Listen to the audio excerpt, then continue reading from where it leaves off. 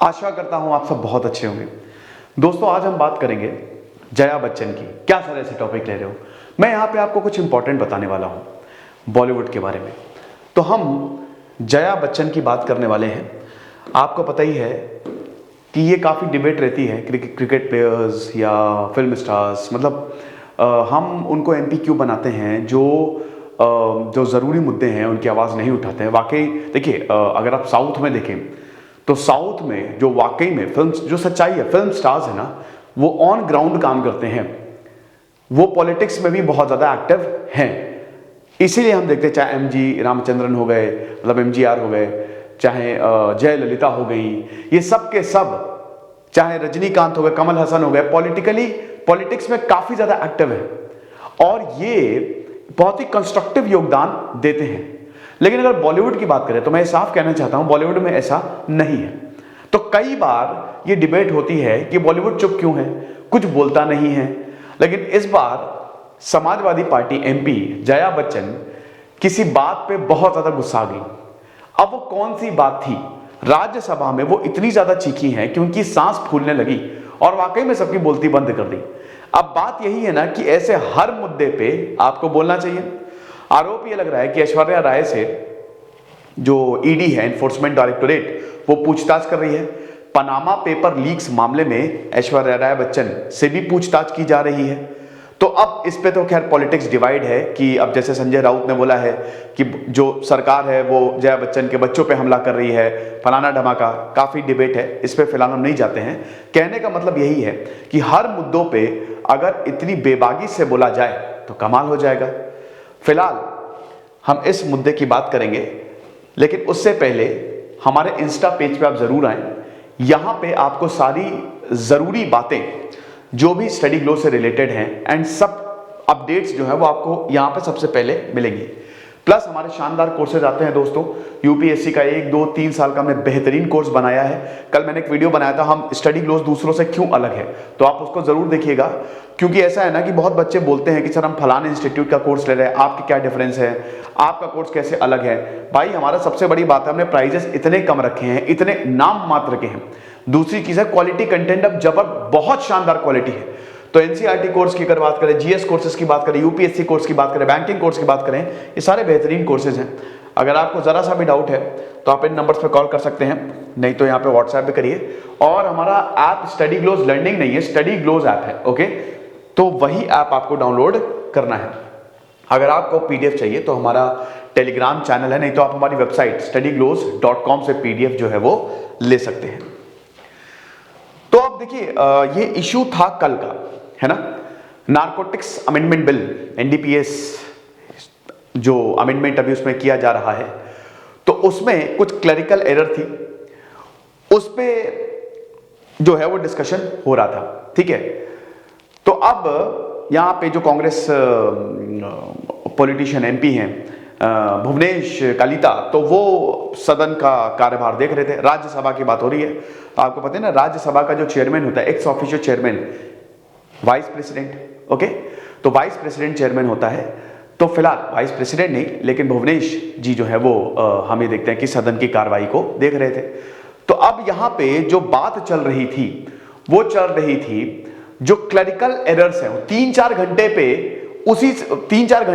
उसी पे ही डिस्कशन हो रहा था। तो यहां पे जया बच्चन उठी। अब उन्होंने बोला कि 12 एमपीज को आपने सस्पेंड कर दिया है। पहले तो जब इनकी बारी बोलने को आई तो इन्होंने साफ साफ बोल दिया, वो फुटेज अवेलेबल है, कि मैं आपका शुक्रिया नहीं करूंगी। जो स्पीकर थे, मैं आपका, वही भुवनेश, जो मैं आपका शुक्रिया नहीं करूंगी, क्योंकि हम, ये हो क्या रहा है भाई, अभी कल ही 12 एमपीज को आपने सस्पेंड किया है। और जब आप कांग्रेस में थे हैं तो आप यही वेल में ही आप सरकार के खिलाफ बोलते हैं, यहां पे जो गलत होता है आप उसके खिलाफ बोलते हैं, और आप उस कुर्सी पे बैठे हुए हैं और आज आप कुछ नहीं बोल रहे हैं। आप 3-4 घंटे से क्लरिकल एरर पे बात कर रहे हैं, लेकिन रियल मुद्दा क्या है? यहां पे 12 एमपीज को सस्पेंड किया गया है, आप उस पर कुछ क्यों नहीं बोल रहे हैं? भाई हुआ क्या था कि जो होम मिनिस्टर अजय मिश्रा हैं वो अपना भाषण दे रहे थे और यहां पे एमपीज ने हंगामा करना शुरू किया तो एमपीज को सस्पेंड कर दिया गया। ऑपोजिशन के 12 एमपीज को सस्पेंड कर दिया गया है। तो उस पे जया बच्चन जो है वो गुस्सा गई। अब यहां पे जया बच्चन ने काफी कुछ बोल दिया और जैसा कि मैंने बताया कि यहां पे भुवनेश्वर कालिता जो हैं उनको बोलते हुए, ये स्पीकर थे उस समय, उनको बोलते हुए यही बोला है कि nasty remarks, he made a personal remarks on me, how dare he do it. यहां पे कुछ मतलब ये तो इन्होंने, जया बच्चन ने गुस्सा ही गई, लेकिन साथ में ये भी बोला कि मेरे ऊपर, मेरे करियर के ऊपर आपत्तिजनक टिप्पणी की गई है, पर्सनल रिमार्क्स पास किए गए हैं। और जब जया बच्चन जब बोल रही थी तो बहुत सारे मेंबर्स ने उनका सपोर्ट भी किया। अब राकेश सिन्हा उठे, उन्होंने अपोज भी किया, तो उन्होंने बोला हमारा गला घोट दीजिए। लेकिन सबसे बड़ी बात यहां पे जया बच्चन ने बोल दी कि आपके बुरे दिन, बीजेपी के बुरे दिन शुरू हो गए हैं और मैं आपको श्राप देती हूं। इस तरीके को कुछ ने बोला, आई कर्स यू, कि आप आ नहीं पाएंगे अगली बार। तो यही चीज है कि अब वही बोला कि जो if action will be taken against the remark made towards her pointing towards the BJP MPs. कुछ बीजेपी एमपीज ने ये बता रही है कि मेरे लिए कुछ गलत बोल दिया, मेरे करियर के लिए कुछ गलत बोल दिया, तो आप उन पे कुछ नहीं बोलेंगे। और आप ये क्लरिकल एरर पे इतनी लंबी चौड़ी डिबेट जो है वो कर रहे हैं। If you are not even letting me to talk, don't even sit inside, गला घोट दीजिए हमारा। तो वही चीज है कि अगर आप हमको बोलने नहीं दे रहे हैं तो हमारा गला घोट दीजिए ना, सिंपल सी बात है। तो अब ऑपोजिशन को पॉइंट करते हुए उन्होंने बोला कि आपके बुरे दिन बहुत जल्दी आने वाले हैं, your bad days are going to come very soon, what are you saying, have courage and speak up to me. तो वही चीज है कि जो तुम बोल रहे हो मेरे पीठ पीछे, वो मेरे सामने बोलो ना। तो इसमें बहुत ज्यादा बवाल हो गया।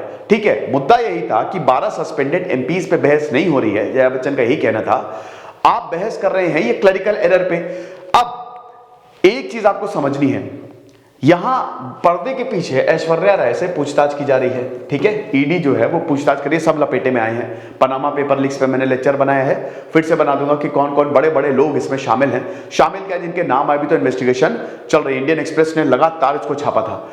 तो बात यहां पे आके रुक जाती है कि ऐश्वर्या राय की बात है, ऐश्वर्या राय से ईडी लगातार पूछताछ कर रही है।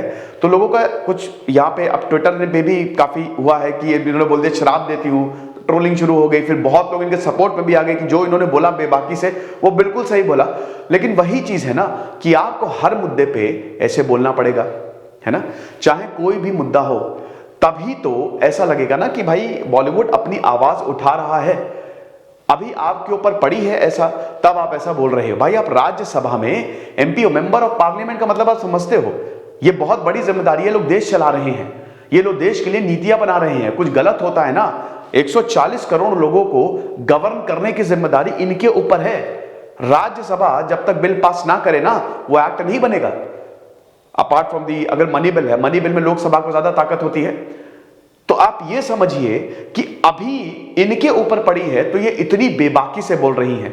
लेकिन बाकी मुद्दों पे, फार्म लॉस पे, क्या आपने इनके बारे में सुना? इन्होंने कुछ भी बोला ऐसी इतनी बेबाकी से बोला? इन्होंने क्या किसी भी बॉलीवुड एक आध को छोड़ दे, क्या उन्होंने बोला? अगर देश के लिए कुछ अच्छा हो रहा है, कुछ बुरा हो रहा है, तो वहां पे भी आप अपनी बात रखिए। बॉलीवुड को अपनी बात रखनी पड़ेगी और एकदम स्ट्रांगली रखनी पड़ेगी। लेकिन तब आप नहीं रखोगे। यहां पे क्या हो रहा है कि जब ऐसा हुआ तब आपने अपनी बात रखी। तो बस ये चीज है। हालांकि जया बच्चन एकदम जब बोलते बोलते काफी ज्यादा हांफने लगी, वो उनकी सांस फूल गई। और उसके बाद फिर जब बाहर गई तो फिर मीडिया ने उनको घेर लिया। वो बोला कि अब आप क्या कहना चाहेंगे? तो बोला कि मुझे इस बात पे कुछ नहीं कहना है। ठीक है, मुझे इस बात पे कुछ नहीं कहना। और फिर कल पूरा हंगामा रहा ही, सदन को स्थगित किया गया, फिर उसके बाद कार्रवाई शुरू हुई, वो तब भी हंगामा हुआ। ओके, तो ये लेक्चर था, छोटा सा लेक्चर। अब बहुत लोग बोलेंगे कि हाँ, ये देख सकते हैं, ये उन्होंने बोला कि I can't decide if I should remember the days when you were in opposition. इन्होंने भुवनेश्वर कालिता को पॉइंट करते हुए बोला कि जब आप अपोजिशन में थे तब आप स्लोगन्स, आप नारे लगाते थे, तब आप आज के बारे में बोलते थे। लेकिन अब आप चेयर पे बैठे हुए हैं, चेयरमैन हैं, तो आप कुछ नहीं बोलोगे। ठीक है, तब वही राकेश सिन्हा ने तुरंत टोका और बच्चन को बोला कि भाई ये तो आप क्या कर रही हो, आप यहां पे स्पीकर के ऊपर ही आरोप लगा रही हो, स्पीकर के ऊपर। लेकिन जया बच्चन इसमें रुकी ही नहीं। ठीक है, वो लगातार बोलती नहीं। तो ये चीज है। खुश रहिए, पढ़ते रहिए। जैसे सिद्धांत अग्निहोत्री, साइनिंग ऑफ।